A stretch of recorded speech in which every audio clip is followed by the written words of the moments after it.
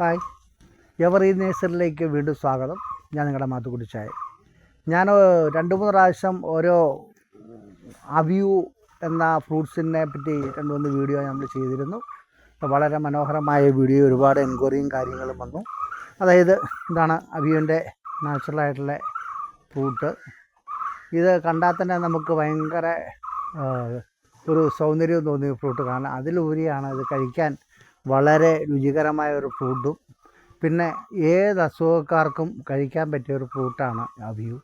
ഷുഗറുകാർക്ക് ധൈര്യമായിട്ട് കഴിക്കാം എന്നാണ് പറയുന്നത്. അവ്യൂ എന്നൊരു ഫ്രൂട്ട് ഷുഗർ മാത്രമല്ല, ക്രിയാറ്റിൻ എന്നുള്ള അസുഖക്കാർക്കും അങ്ങനെയുള്ള ഏത് അസുഖക്കാർക്കും കഴിക്കാൻ പറ്റിയ ഒരു ഫ്രൂട്ടാണ്. വലിയ മധുരമൊന്നുമില്ല.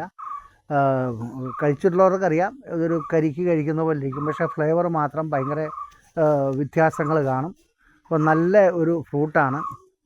ഈ ഫ്രൂട്ടിൻ്റെ തൈ നമ്മുടെ കയ്യിൽ ധാരാളമായിട്ട് വിൽക്കാനുണ്ട്. ഹോൾസെയിലായിട്ടും റീറ്റെയിലായിട്ടും നമ്മുടെ ഈ വിൽക്കാനുണ്ട്. ആവശ്യക്കാർ വിളിച്ചു കഴിഞ്ഞാൽ തരുന്നതാണ്. ഇത് വീട്ടുമുറ്റത്ത് വെച്ചാൽ നമുക്ക് വലിയ കാലപ്പഴക്കമില്ല. 1 വർഷം കൊണ്ടൊക്കെ നമ്മുടെ മുറ്റത്ത് വിളയുന്ന ഒരു ഫ്രൂട്ടാണ് ഈ അവ്യൂ. അത് കാരണം ആർക്കെങ്കിലും ആവശ്യമുണ്ടെങ്കിൽ നമ്മളെ വിളിക്കുക, ബന്ധപ്പെടുക. ഒരു അവ്യൂവെങ്കിലും ഒരു വീട്ടിൽ വെക്കുക എന്നുള്ളതാണ് അതിൻ്റെ മനോഹരം. ഇത് കണ്ടില്ലേ, ഇപ്പോൾ ഒരു അവ്യൂ മരത്തിൽ നിന്ന് പറിച്ച പഴമാണിത്.